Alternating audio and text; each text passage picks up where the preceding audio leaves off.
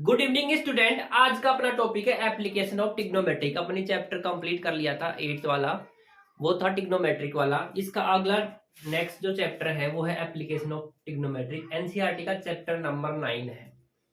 यानी कहना क्या चाह रहा है कि जो टिग्नोमेट्रिक अपन ने पढ़ा है उसकी कुछ एप्लीकेशंस के बारे में पढ़ेंगे। तो अपन ने टिग्नोमेट्रिक रेशियो के बारे में पढ़ा था। टिग्नोमेट्रिक रेशियो क्या था? किसी भी राइट एंगल ट्राइंगल में किसी साइड का रेशियो था, यानी कि किसी एंगल के लिए उनकी साइड का रेशियो दे रखा था।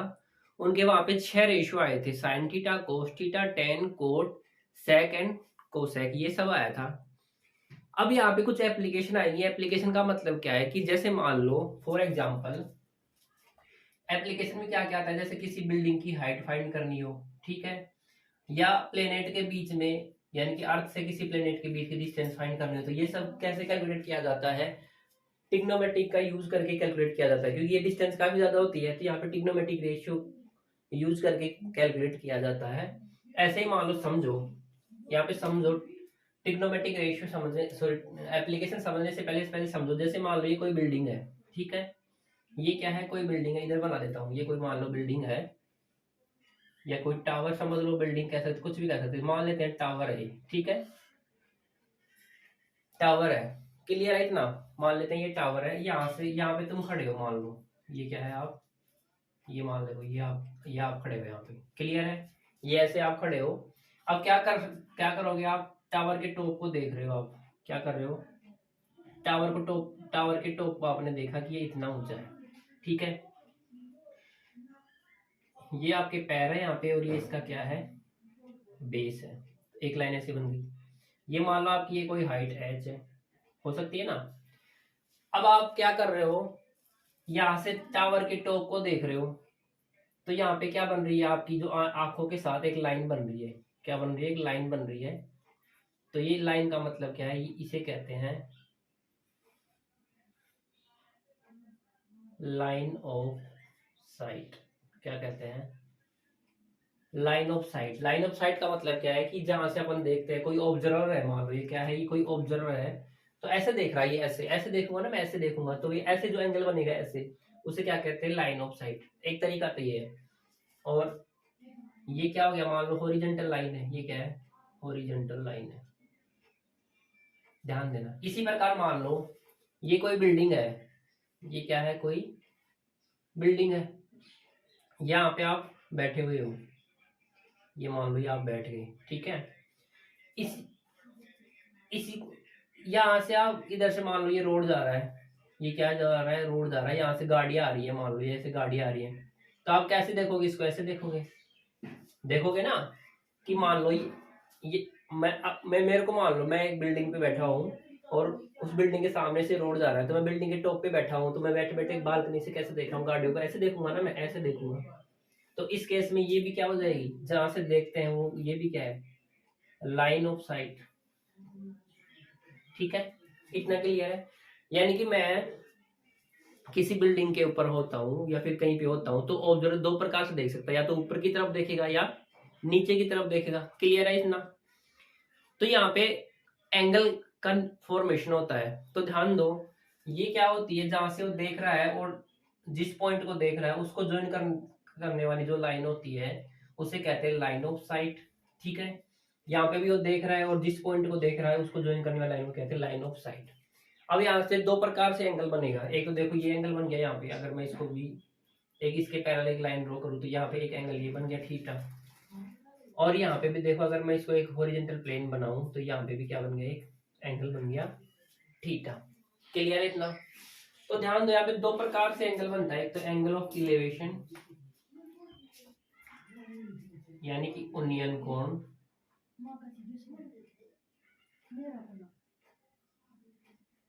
एक बनता है एंगल ऑफ डिप्रेशन, यानी कि अवनमन कोण। ठीक है, दो प्रकार से कौन बनेगा, एंगल ऑफ इलेवेशन और एंगल ऑफ डिप्रेशन। अब ध्यान देना, इलेवेशन का मतलब क्या होता है, ऊपर उठा हुआ। ठीक है, इलेवेशन होता है ना, तो ऊपर उठा। तो जब भी ये कोई ऑब्जर्वर है, जब भी वो ऊपर की तरफ देखेगा, ठीक है, जब भी कोई ऑब्जर्वर ऊपर की तरफ देखेगा तो एंगल बनेगा किसके बीच में, लाइन ऑफ साइट और हॉरिजॉन्टल लाइन। ये क्या है, एक हॉरिजॉन्टल लाइन है, ठीक है। एंगल लाइन ऑफ साइट ये हो गई और ये ऐसे एक हॉरिजॉन्टल लाइन होगी, उनके बीच में जो एंगल बनता है उसे कहते हैं एंगल ऑफ इलेवेशन। तो ये वाला एंगल हो गया एंगल ऑफ इलेवेशन। और जब भी ऑब्जर्वर ऐसे नीचे की तरफ देखेगा, तो नीचे देखने का मतलब ऐसे अवनमन, अवनमन का मतलब क्या है, ऐसे झुकना, प्रणाम करना। तो उस केस में जो ये हो गया हॉरिजॉन्टल लाइन हो गई, तो हॉरिजॉन्टल लाइन और ये क्या है, लाइन ऑफ साइट, इनके बीच में जो एंगल बनता है इसको कहते हैं angle of depression. Angle of depression ऐसे बन जाएगा, ठीक है। बेसिक समझ में आ गया। तो कुल मिला के अपन के पास, अपने पास क्या बनेगा कि जैसे मान लो ये जब ऐसे ऊपर की तरफ देखेंगे तो ये वाला जो एंगल बनेगा इसे कहते हैं elevation, angle of elevation, angle of elevation.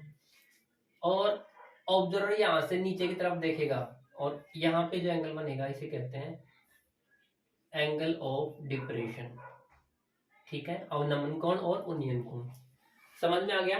अब ये एक पैरेलल लाइन ड्रॉ कर दी मैंने, ये भी एक पैरेलल लाइन है, तो ये जेड की शेप बनेगा, तो ये थीटा है तो ये भी थीटा आ जाता है, ठीक है। वो बाद में कैलकुलेट कर लेंगे जब अपन उसकी एप्लीकेशन पढ़ेंगे।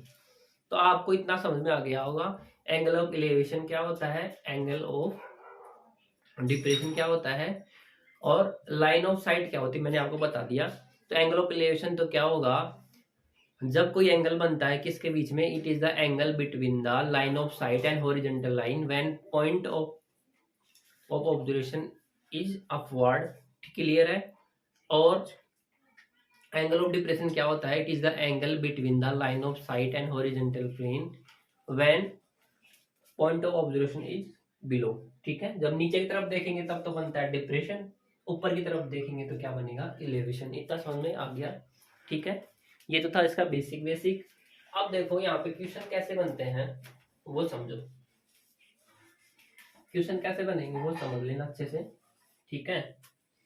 तो अपने एग्जांपल से समझते हैं। पहले एग्जांपल में देखो क्या दे रखा है, ये तो हो गया इसका बेसिक। तो एक एग्जांपल करते हैं।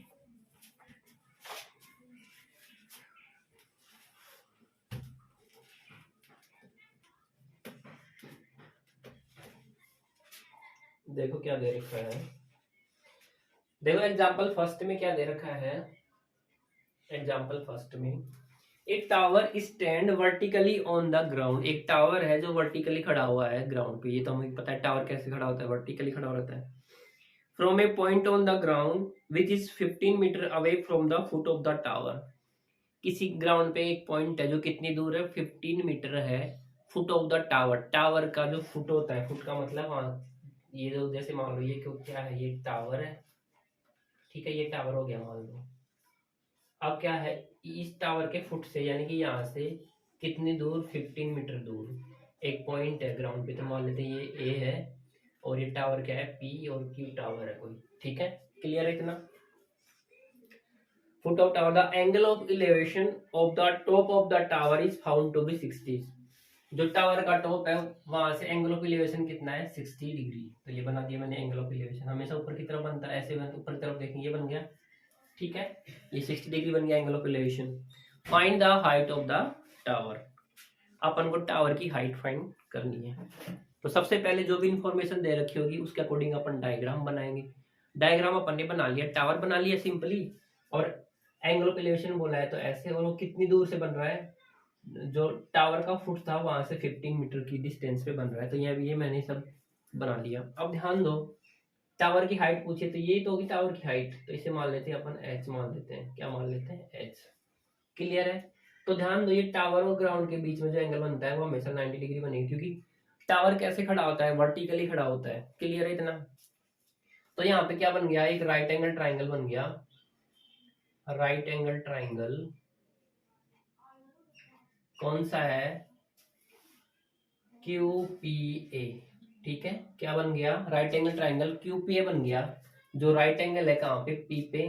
तो ध्यान दो, मुझे H फाइंड करना है और ये गिवन है। तो अपन ने पढ़ा था ट्रिग्नोमेट्रिक रेशियो पढ़ा था, वहां पे 6 आए थे, sine theta, cos theta, tan, cot और सेक और कोसेक, ये सब थे। तो ध्यान दो, अपन ने ये जो राइट एंगल ट्राइंगल था उनकी साइड के बीच का रेशियो निकाला था किसी एंगल के लिए। कोई भी दो साइड थी उनका रेशियो अपन ने कैलकुलेट किया था किसी एक पर्टिकुलर एंगल के लिए। तो यहाँ पे जो एंगल कितना दे रखा है 60 डिग्री दे रखा है, तो ये एंगल दे रखा है, तो ये क्या है इसका, ये इसका क्या हो गया, बेस हो गया। ठीक है, तो बेस का मतलब ये एडजेसेंट साइड वाली ये एडजेसेंट वाली साइड हो गई, जहाँ पे एंगल बनता है वो बेस होता है, और ये इसके अपोजिट क्या होती है, इसके अपोजिट क्या होता है, परपेंडिकुलर होता है। तो परपेंडिकुलर मुझे कैलकुलेट करना है और बेस दे रखा है, तो परपेंडिकुलर और बेस में जो रिलेशन होता है वहां पे दो रिलेशन होते हैं, एक तो टेन थीटा और एक क्या होता है कोट थीटा। एक तो क्या होता है टेन थीटा और एक क्या होता है कोट थीटा। तो मैं या तो टेन थीटा लगाऊंगा या फिर कोट थीटा लगाऊंगा। तो हम जानते हैं टेन थीटा क्या होता है, टेन थीटा इक्वल होता है परपेंडिकुलर अपॉन में बेस, जिसको कहते हैं आप अपोजिट अपॉन में एडजेसेंट। ठीक है, ऐसे कहते हैं। तो यहाँ पे थीटा की वैल्यू कितनी है 60, तो टेन 60 इक्वल टू परपेंडिकुलर क्या है पी क्यू, बेस कितना है पी ए।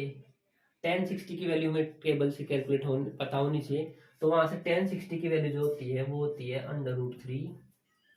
पी क्यू दे रखा है कि नहीं दे रखा है, ये टी पी क्यू टावर की हाइट मान लेते हैं एच है, पी ए दे रखा है 15 मीटर। तो ये देखो यहाँ पे ऐसे डिवाइड में 1 लगा देंगे, ये क्या हो जाएगा इधर क्रॉस मल्टीप्लाई हो जाएगा, तो 15 √3 इक्वल टू 1 इंटू में एच, तो ये कितना आ गया एच इक्वल टू आ गया 15 √3 मीटर। तो देखो मैंने ट्रिग्नोमेट्रिक रेशियो यूज करके टावर की हाइट कैलकुलेट कर ली, यानी मुझे क्या पता होना चाहिए, एक तो एंगल पता होना चाहिए और कोई भी एक साइड पता होनी चाहिए जहाँ पे राइट एंगल ट्राइंगल बन रहा है।